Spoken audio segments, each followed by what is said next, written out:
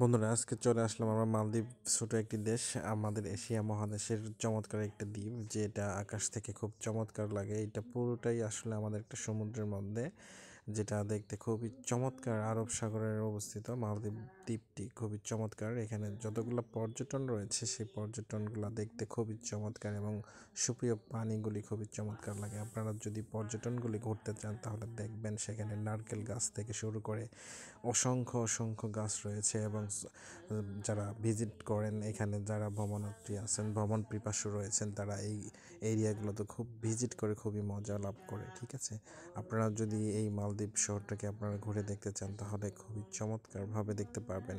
আমরা এখন দেখব যে সমুদ্র থেকে সমুদ্রের পানি কীরকম সুন্দর দেখতে, চকচকে ঝকঝকে, এবং যে টুরিস্ট পর্যটনগুলি রয়েছে সেই পর্যটনগুলিতে ঘুরতে গেলে আপনার কীরকম আনন্দ অনুভব করবেন সেই জিনিসগুলো দেখাচ্ছি। খুব স্বচ্ছ এবং সুন্দর, মানুষের থাকার জন্য খুব ভালো একটা পরিবেশ করে রেখেছে তারা। এটা আসলে আমাদের এশিয়া মহাদেশের মধ্যে একটা পর্যটন এরিয়া, যেটাতে মানুষ খুব যেতে ইচ্ছুক করে।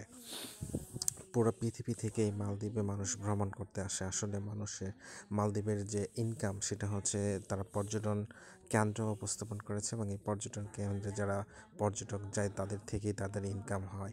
পৃথিবীর আন্তর্জাতিক পর্যায় থেকে তারা এইভাবে ইনকাম করতেছে। ছোটো ছোটো দ্বীপ, এবং এই দ্বীপগুলিতে সুন্দর সুন্দর বা পর্যটন তৈরি করে রাখছে, যেখানে স্বচ্ছ পানির নিরিবিলি মানুষ গোসল করতে খুবই চমৎকার লাগে, এবং যে স্বচ্ছ পানির ঢেউ খুবই চমৎকার লাগে। এখানে দেখা যাচ্ছে যে অন্যান্য সমুদ্র বন্দর থেকে, কক্সবাজার বা বাংলাদেশের যতগুলো সমুদ্র বন্দর আছে সেটা থেকে চমৎকার একটা পরিবেশ কক্সবাজারের এই পর্যটনগুলি।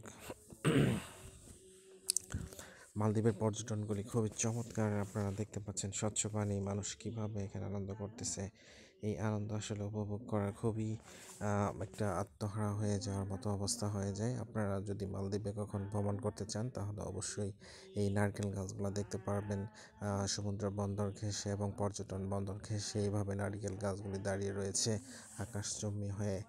আর পর্যটনগুলি এত এত সুন্দর, আপনার চোখ ধাঁধানোর মতো অবস্থান হয়ে যাবে আপনি যদি এই গাছগুলিকে দেখেন, এবং তারা গাছগুলিকে এতটা স্বচ্ছ করে।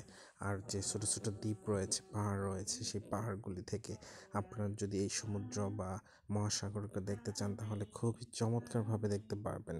আপনারা যারা এই মালদ্বীপ ভ্রমণ করতে চাচ্ছেন তারা সহজেই বাংলাদেশ বা অন্যান্য জায়গা থেকে আপনারা মালদ্বীপে ভ্রমণ করতে পারবেন। চমৎকার একটা এরিয়া, যদি ভিজিট করার কখনো ইচ্ছা থাকে তাহলে অবশ্যই মালদ্বীপে আপনারা ভিজিট করতে যাবেন। ধন্যবাদ আমার ভিডিওটিকে আপনারা এতক্ষণ দেখলেন এবং শুনলেন। আপনাদের শুভকামনা রইল। দ্বীপ শহরের মধ্যে মালদ্বীপ অন্যতম একটা দ্বীপ, সেখানে